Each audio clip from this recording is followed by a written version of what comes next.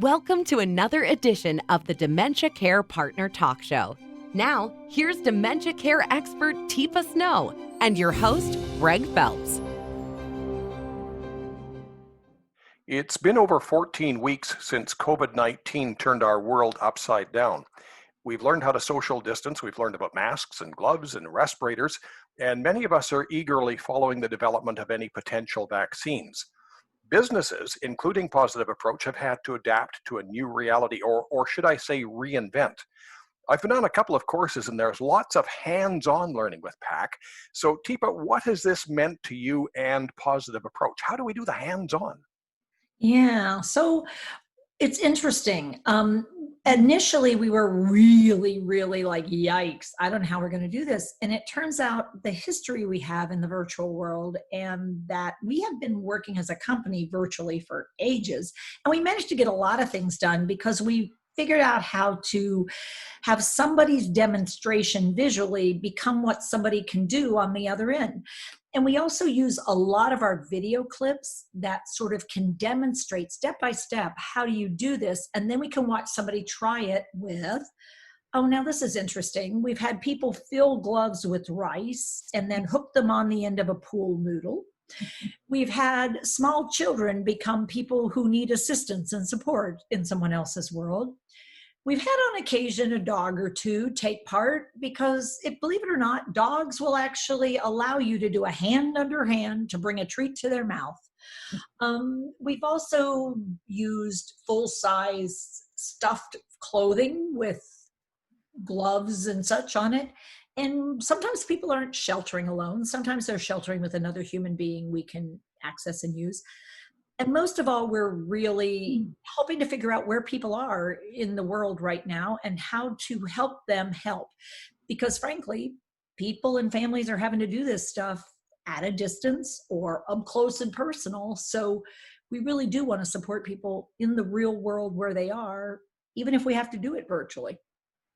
So how have you adapted? Because we had so many classes that were available at one point. We had trainer, and then there was coach, and then there was consultant, and on and on and on. How have you managed to get all of those online?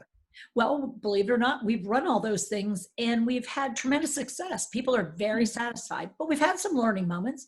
One of them is that it actually works better to break it into 3-part days rather than 2 full days.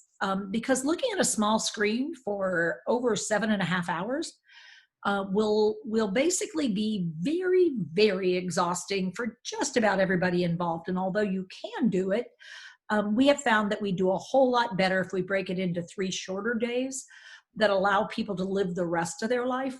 It also allows us to reach around the world if we do 4-hour increments, because we can figure out a time that works for Australia, works for England, works for the US and Canada, works for Bahamas, and works for Iceland. And we're actually doing more work internationally than we've ever done in a shorter window of time. So we've had to adapt timelines and time chunks and mentors. We're doing smaller mentoring groups. So we have usually 3 to 4 people in a mentor group, which we used to have 6 when we were in person because we could keep track of everybody. On a screen, yeah, not so much. You've always been able to sort of look at the group and watch people have their aha moments. Little more difficult on Zoom or whatever chat service people happen to be using. That's not a commercial for Zoom. But No. Yeah, so here's the thing. Zoom is a very visual. I mean, one of the reasons we select some of the ones that have a visual and an auditory component is so that we can see and hear each other. But it turns out, oh, hey, Greg. oh, I missed my cue completely. That must happen on occasion. Even though there was a delay, because this is what we have found out, technology sometimes causes delays. Me going on with more content when I did that wouldn't make any sense. So even though I can't necessarily, and I'm not looking at you right now, just so I don't have the visual cue, just so we're clear. When I gave that, hey, Greg, and nothing happened for a few seconds, I didn't keep talking. because there'd be no point in me talking unless I know that Greg isn't fumbling around for the mute key or going, or he stepped away to go get coffee. I mean, so even though I can't necessarily see everything, I can pick up on things. And so because I work with people living with dementia, and sometimes they cue me in interesting ways, I find that this virtual thing allows me to expand my awareness in a slightly different way. The benefits for somebody like me who likes visual things, like I sit and watch all sorts of how-to videos for my camera, this is good because I can hit rewind later and I can go back and go, oh, that's what she did. Joanne, how about you? Can you do the visual thing, or do you need to hear, or do you need to do? Well, that's interesting because I kind of need all of those things. I'm really an extrovert, and I really was curious how Teepa was going to do this, but knowing Teepa, I knew this was going to come out really well. And having watched all of these certifications and webinars, I am amazed at how people interact, enjoy their experience just as if you were in the room with them. And then she breaks you into separate groups. We have coaches. It's incredible. So for me, I think it's working really well. And that's what our learners say, which is the interesting thing. They go, I'm an extrovert and I thought I would hate this. And you know what? It's actually better that I'd love to be together, but it's actually better. I'm able to take in more content because I'm not getting distracted by all the social stuff. Yeah. And introverts go, this was fantastic. I could really relax and not have to do the social thing, so that it was really cool. I could really interact with people, but know they weren't going to come too close or impinge on my intimate space. And so it's been an interesting phenomenon. We've only had a couple people who said, I'm just so sad that I can't be around anybody. And those were people, quite honestly, who were sheltering absolutely in isolation. And we were some of the first people they'd seen in weeks. Well, a lot of our sessions have been kind of like, we have a fair amount of huggy people. That's kind of hard to do that. We haven't mastered that one yet. No, but I do have, hey, Greg, take your arms, take them to your opposite shoulders and put your elbows, now as tight as you can, go. Let go. Do it again. That's how much I miss you. Okay, so we're mastering just about everything. Any real unexpected things, a positive or negative on doing things virtually? You're always on as the lead. I am. So one of the things I find I hate is when the internet is not happy. When the internet gets flaky, it is just so hard. And you just want to go, tell you what, go away for 10 minutes and then we'll try it again. But you're caught in that. And that's hard. So we have to go, I'm hating this. If it doesn't clear in a little bit, why don't we go on break now and come back and see? So we do have the power to do some time adjustments. So we do keep our breaks flexible. Gee, that sounds familiar too. But this time it's often not just for us, it's because of internet stuff. And it is hard to watch somebody struggle to find a mute button. I will tell you that.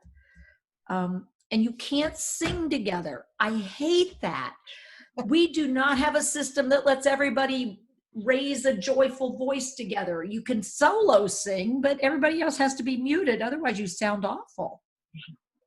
Now, do you do a disclaimer at the beginning reminding people not to take their laptop into the bathroom with them? We actually don't only do that, we do make sure you wear pants, because on occasion we may have you stand. We also say things like, we're going to ask you to mute, just in case you go to the bathroom and the sound carries better than you think.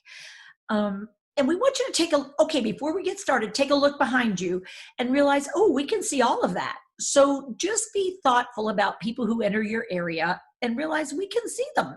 They may not realize we can see them. So if I say to you, tell you what, go off camera. You can ask me later why, but it may be because your husband came through and all he had on was briefs. The internet has been full of Zoom failures. Yes. It's entertaining, if nothing else. And you have your moment of, I can't believe he did that, which we've had a couple. And it's like, what is that? It's like, that's my dog. And it's like, Oh, I wondered what happened to your computer. And it was like the dog came up under the computer, knocked it off backwards, and all you hear is, no, no, don't. Like, what in the world? And then you find out it was the dog who knocked over the computer. So we've established that the positive approach is up and running. It's the doors aren't open, but the cameras and the lights and everything else is all on. Everything that you wanted and needed before is still available. In fact, probably more content now than ever before because you've had more opportunity to record and re-record and refine and revise. Yeah, and we're doing more webinars. I'm doing lots of live webinars. We're doing challenging situation consults. I'm doing individual consults and group consults because, I'm not on the road. I'm not catching planes. So there is more flexibility, and we've had more international opportunities, and we're doing a lot of video making because we do have more times to do that. Ask Amelia if you want to sometime about that activity. If people want more information, the website's the best place to head? It is. It absolutely is. Website, or if you prefer an 800 number, hey, we have both. And however you want to catch up with us, we're happy to hear from you. And that's our podcast for today. Teepa and Joanne, thank you very much. Thanks, Thank Greg. you.